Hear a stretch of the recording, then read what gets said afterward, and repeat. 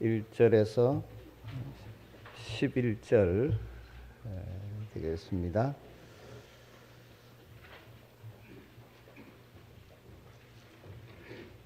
한 절씩 말씀을 교독하겠습니다. 1절부터 11절까지입니다. 그때 가이사 아구스토가 영을 내려 천하로 다 호적하라 하였으니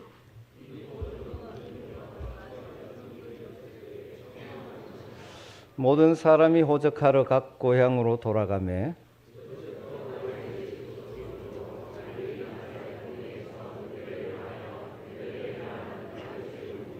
그 약혼한 마리아와 함께 호적하러 올라가니 마리아가 이미 잉태하였더라. 첫 아들을 낳아 강보로 싸서 구유에 뉘었으니 이는 여관에 있을 곳이 없음이러라.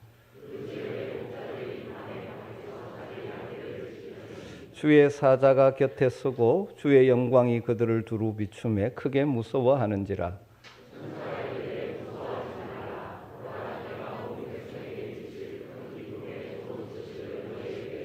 같이 읽습니다. 오늘 다윗의 동네에 너희를 위하여 구주가 나셨으니 곧 그리스도 주시니라. 아멘. 참 기쁜 날입니다.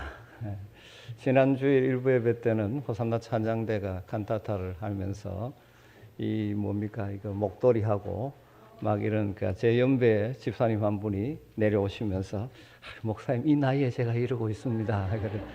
그러면서 굉장히 좋아하시더라고요.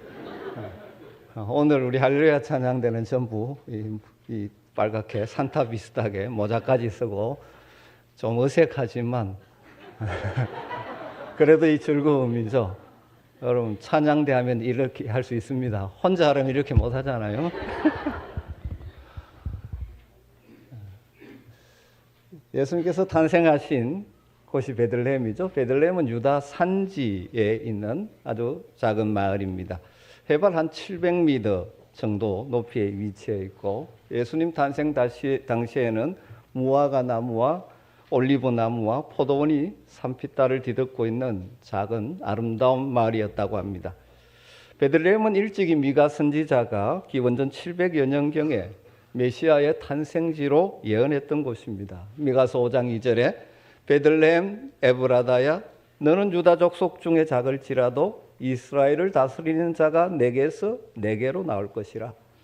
그의 근본은 상고의 영혼에 있느니라. 그렇게 예언했었죠. 베들레헴은 예루살렘에서 약 8km 정도 남쪽에 그렇게 멀지 않은 도시로 해마다 성탄절이 다가오면 수많은 순례객들로 인산이례를 이룬다고 하죠.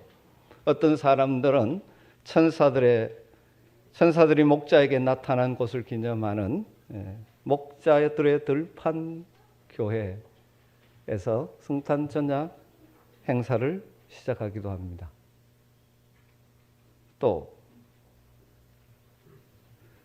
베들레헴에 있는 예수님 탄생교회는 이 많은 순례국들이 찾아서 성탄절에 예배하는 곳이기도 하죠.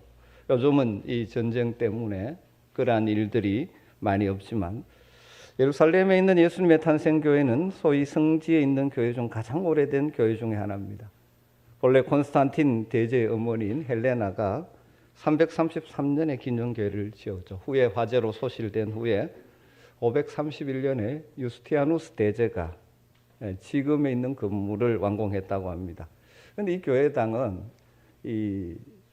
614년 페르시아의 침략 때도 허물어지지 않았고 왜 이것이 안 허물어졌느냐 하면 그 입구에 들어가면 동방박사의 그림이 이제 있는데 동방박사들이 페르시아 복장입니다. 그러니까 이 페르시아 군들이 자기의 선배들이 있기 때문에 이게 안 허물었다는 그 뒷이야기가 있습니다.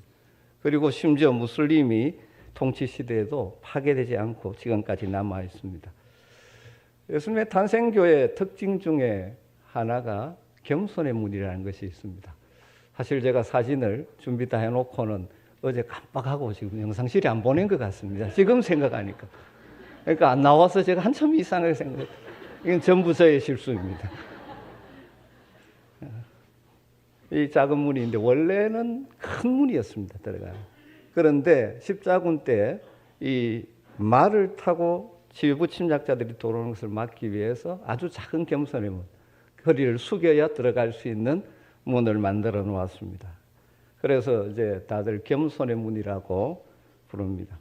그러면서 이제 의미를 부여하죠. 예수님을 만나려면 겸손히 자신을 낮추는 자가 만날 수 있다 하는 것이죠.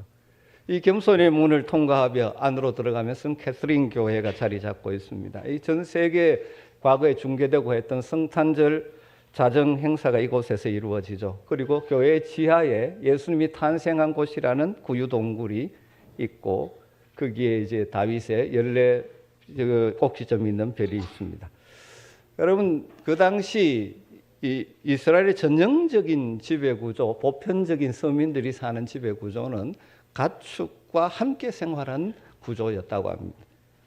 두 줄 기둥을 세운 2층 구조로 보통 되어 있는데 아래쪽에는 가축의 축사가 있고 음식물을 저장하는 창고도 있고 요리하는 부엌도 있고 간에 작업하는 공간도 있고 위층은 주로 침실로 삼거든 그런 식의 구조였습니다.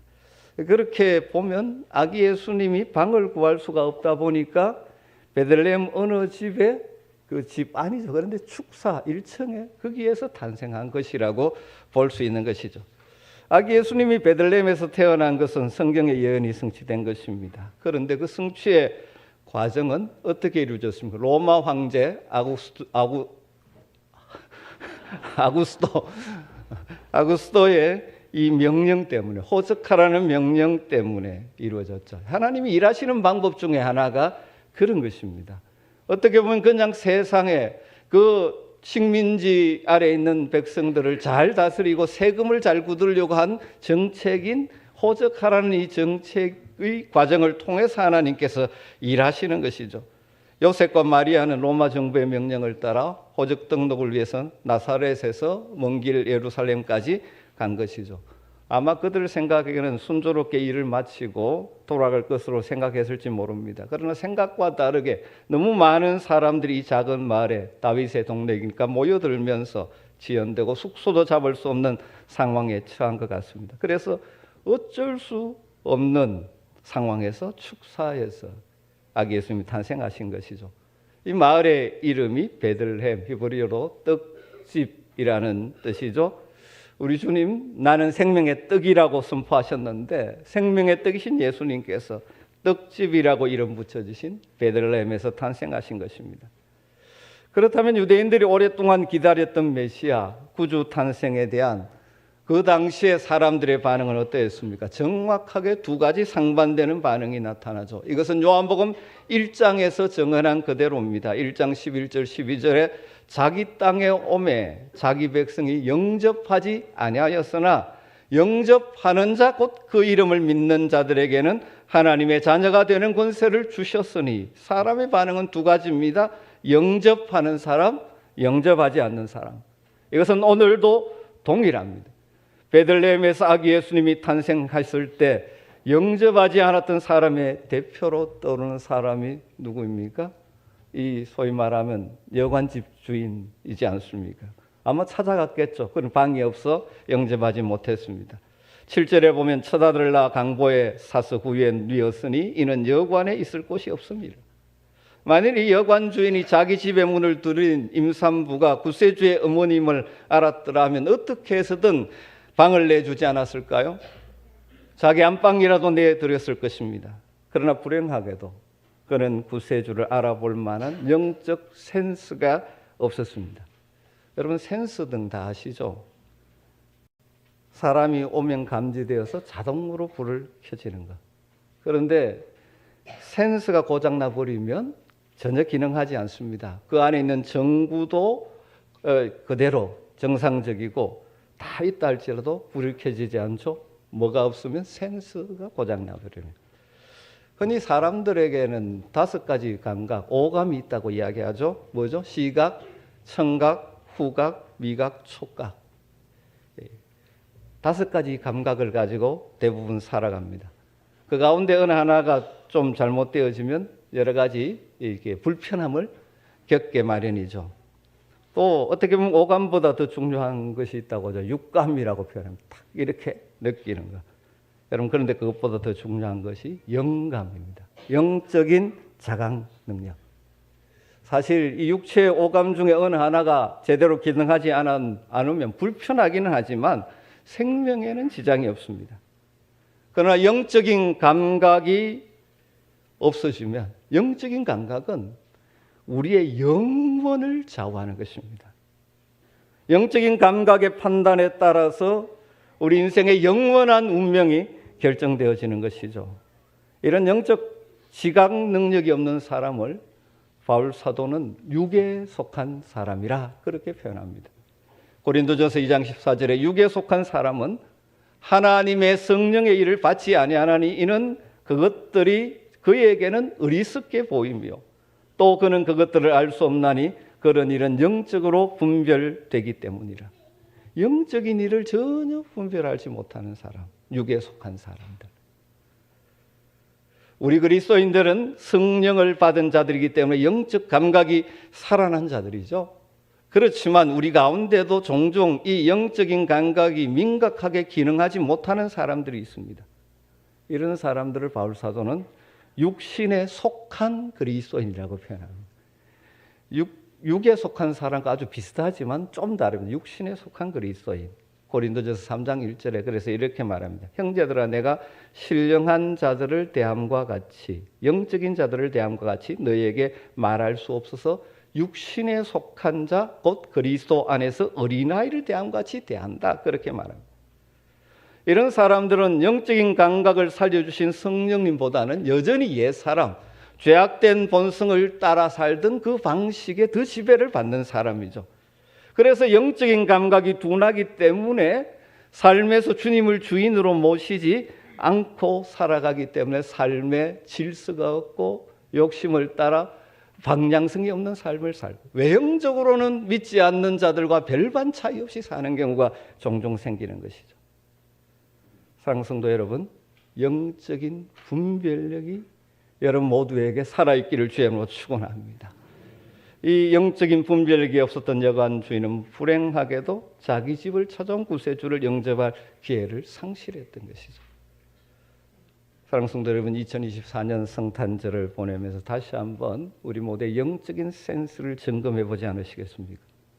그래서 우리의 구원자요, 우리의 목자이신 주님을 마음에 모시고 그분의 음성에 민감하게 반응하며 살아가므로 우리의 삶에 주님이 주시는 구원의 복, 평강, 기쁨들을 맛보며 살아가는 복이 있게 되기를 주의 이름으로 축원합니다.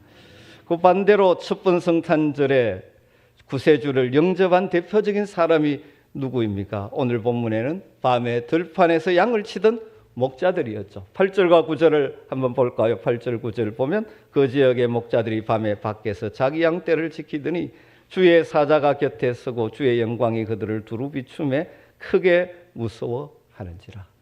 그리고 15절에 이렇게 말합니다. 천사들이 떠나 하늘로 올라가니 목자가 서로 말하되 이제 베들레헴으로 가서 주께서 우리에게 알리신 바 이 이루어진 일을 보자 하고. 목자라는 직업이 어떤 사람 상상하기엔 들판에서 아주 낭만적인 것처럼 생각할 수 있지만 아주 고달픈 인생이죠. 특별히 예수님이 태어나던 시기에 목자는 비천한 직업 중에 하나로 간주되었다고 하죠. 들판에서 치면서 양떼들과 함께 밤을 새워 자야 하는 그러한 인생, 그런 인생이기 때문에 가난한 마음으로 그리스도를 영접할 수 있었을 것입니다. 여러분, 만일 한번 상상해 보십시오. 왕이신 분이니까 메시아가 예루살렘 궁중이나 랍비학교 같은 곳에 태어났다면 목자가 어떻게 감히 아기 예수님께 접근 가능했겠습니까?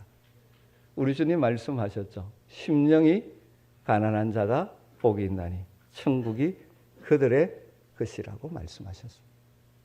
마음이 가난한 자들이 주님을 영접할 수 있고 천국의 복을 누리게 되는 줄로 믿습니다.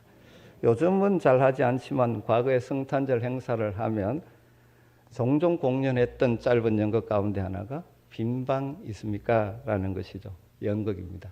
랄프라는 정신지체를 가진 아이의 이야기입니다. 정신지체를 가져서 여러 가지 면에서 부족한 것을 많이 가지고 있는 랄프도 이 성탄절 연극에 꼭 참여하고 싶었습니다. 그래서 연극팀이 그 아이의 간절한 마음을 알고 참여를 허락했습니다. 함께 하기로 했습니다. 그러면서 그에게 어떤 배역을 맡길까 깊은 고민에 빠졌죠. 며칠 동안 마땅한 배역을 생각하지 못하던 어느 날 누군가가 여관 주인 역을 맡기자고 제안했습니다. 그래서 요셉과 마리아가 여관 집 문을 두드릴 때 그냥 나가서 방 없어요, 이 한마디 대사만 하면 되는 것이었습니다. 또 한마디만 딱 하고 나가게 하는 건 너무 그럴 것 같아서 약간 수정을 했습니다. 2번 나가서 이 방이 없어요 하게 바꾸었다고 합니다. 그래서 그 짧은 것이지만 끊임없이 훈련을 시켰습니다. 연습을 했습니다. 그런데 실제 연극을 공연하면서 문제가 발생하고 말았습니다. 요셉과 마리아가 여관 문을 두드리자 문을 열고 나온 랄프가 힘차게 방 없어요 이렇게 첫 마디를 대답합니다. 그러나 요셉이 제 아내가 임신 중인데 어떻게 안 될까요? 하니까 이 랄프가 2번째 대답을 방 없어요 해야 되는데 한참 망설이다가 눈물을 글썽이면서 갑자기 큰 소리를 이렇게 외쳐버렸습니다. 방이 있어요. 제 방으로 오세요. 이게 이제 성탄절 그 연극에 나온 빈 방 없습니까? 그와 같은 순진한 마음, 낮아진 마음이 그리스도를 영접하는 것입니다. 그런 인생 가운데 주님께서 주인이 되어서 다스려 주시는 것이죠. 그래서 주님이 주인이 되어 다스림을 받는 인생 가운데 평강의 왕이신 그분이 주시는 평화를 누리게 되는 것입니다. 사랑하는 성도 여러분, 지금 여러분의 마음은 어떻습니까? 우리를 구원하기 위해 이 땅에 오신 주님을 모시고 살기에 충분한 마음입니까? 혹시라도 우리의 마음에 다른 것들이 가득 차 있어서 주님이 거하실 공간이 없는 것은 아닙니까? 주님을 믿는다고 하는데 여러분의 마음에는 다른 것들로 가득 차 있어 정작 주님이 내 마음에서 역사하지 못하게 만들고 있지 않습니까? 우리 마음속에 내 생각, 내 주장, 내 욕심, 내 꿈 이런 것들만 가득 차 있어서 정작 주님이 거하실 곳이 없이 되어 있는 마음은 아닌가요? 저희 시절에 아주 유명했던 시인가 촌장의 하덕규라는 분이 만들고 부른 노래 가운데 가시나무라는 노래가 있지 않습니까? 그 가사 가운데 이런 가사가 있습니다. 내 속에 내가 너무도 많아 당신이 쉴 곳이 없네. 내 속에 헛된 바램들로 당신의 편할 곳 없네. 여러분 혹시 그렇지 않습니까? 이 가사처럼 내 속에 내가 너무 많고 내 속에 헛된 바람들이 너무 많다 보니 정말 주님이 와서 거하실 곳이 없지는 않습니까? 이런 성도들의 대표가 요한계시록에 나오는 소아시아 7교회 가운데 한 교회인 라오디게아 교회이지 않을까요? 라오디게아 교회 교인들을 향하여 말씀하면서 어떻게 비유하셨습니까? 예수님을 문 밖에 세워둔 성도, 문을 두드리고 계시는 상태로 표현하고 있지 않습니까? 내 마음에 들어와 내 주인이 되셔서 정말 우리를 다스리고 우리의 삶을 인도하시기를 원하시는 예수님을 밀어내고 내가 내 인생의 주인이 되는 것이 참 행복의 길인 줄로 착각하면서 내 속에 내 생각, 내 꿈, 내 비전, 내 욕심 이런 것들이 가득하기 때문에 주님이 오셨음에도 불구하고 여전히 주님의 다스림을 경험하지 못하고 살아가는 불행한 인생을 살고 있지 않습니까? 그래서 무엇인가 열심히 살아가는데 마음에 평안이 없고 늘 불안하고 무엇인가 늘 쫓기는 것 같고 그렇게 여러분은 살아가고 있지 않습니까? 2000년 전에 이 땅에 오신 우리 주님은 그를 마음의 주인으로 모시는 모든 이들에게 진정한 하늘의 평화를 주시는 분이십니다. 목자들에게 나타난 천사들의 찬송이 바로 그것이지 않습니까? 여러분 다 암송하다시피 아는 내용이죠. 14절에 지극히 높은 곳에서는 하나님께 영광이요 땅에서는 하나님이 기뻐하신 사람들 중에 평화로다. 진정으로 이 땅에 오신 주님을 마음에 모시고 주님의 다스림을 받는 자들에게는 평화가 임하게 되는 것입니다. 왜 우리의 마음에 평강이 깨어집니까? 주님이 내 삶을 다스리고 있다는 사실을 신뢰하지 못하기 때문에, 아니면 내 꿈과 내 욕심과 내 생각으로 가득 차 있는데 그것들이 이루어지지 않다 보니 마음의 평화들이 깨어져 버리는 것 아닙니까? 예수님 탄생 당시에는 로마 황제 옥타비아누스가 소위 팍스 로마나, 로마의 평화, 팍스 로마나를 약속했죠. 사실 외형적으로는 평화로운 시대였습니다. 질서가 잡혀 있습니다. 왜? 힘으로 질서를 잡아놓은. 그래서 팍스 로마나를 이룬다고 생각을 하죠. 그런데 그 속에는 실제는 어떻습니까? 많은 사람들의 고통이 있는, 겉으로는 질서가 있지만 그로 인하여 수많은 노예들과 사람들이 고통 속에 살아가는 가짜 평화였죠. 어쩌면 이 시대 사람들도 그런 평화를 추구하고 사는지 모릅니다. 세상에 힘을 가지면, 또 돈을 가지면, 또 무엇을 가지고 내가 주장하면 평화가 있을 것이라고 착각하고 추구하는 것입니다. 그러다 보니까 결과적으로 이 땅에는 지금 평화는 없고 갈등과 분열과 다툼으로 가득 차 있다. 말은 다 평화를 이야기하는데 갈등, 아픔, 상처들로 가득 차 있어. 여러분, 진정한 평화는 오직 하나님이 보내신 구원자 예수 그리스도를 통하여 우리에게 주어지는 것입니다. 평화의 방으로 오신 주님을 우리의 마음에 모시고 그분과 교제하며 그분의 인도함을 따라 살아갈 때, 비록 문제 많은 세상이지만 순간순간 세상이 줄 수 없는 평화를 맛보며 살아가다가 영원한 평강의 나라에 이를 줄로 믿습니다. 베들레헴 첫번 크리스마스 성탄절에 마음을 열고 주님을 영접한 목자들처럼 우리 마음의 모든 높아져 있는 것들을 깎아내고 우리 마음에 가득 차 있는 헛된 욕망들을 비워내시고 우리의 구주시오 주님이신 예수 그리스도를 우리의 마음의 주인으로 모셔드리며 그분의 다스림과 인도함을 따라 살아가므로 순간순간 평강을 맛보며 살아가시고 우리의 인생 마지막에 영원한 평강의 나라에 이르는 복을 누리게 되기를 주의 이름으로 축원합니다. 기도하겠습니다. 하나님 감사합니다. 이 땅에 인간의 몸을 입고 오신 주님, 그분을 영접하는 인생이 얼마나 복이 있는지를 다시 한번 묵상합니다. 우리 속에 가득 차 있는 헛된 욕망들이나 높아져 있는 것 때문에 우리 주님이 우리의 마음의 중심에 자리하지 못하고 우리의 삶을 다스리지 못하게 하므로 불안과 염려와 근심 속에 살아가고 있지 않은지 이 시간 돌아봅니다.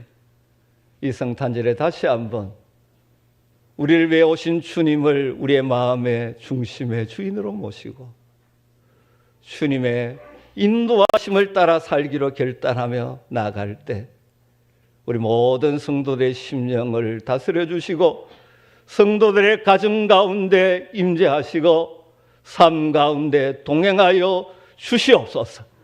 그래서 풍파많은 세상이지만 찬송하며 살아갈 수 있는 복을 누리게 하여 주시옵소서. 예수님의 이름으로 기도드리옵나이다.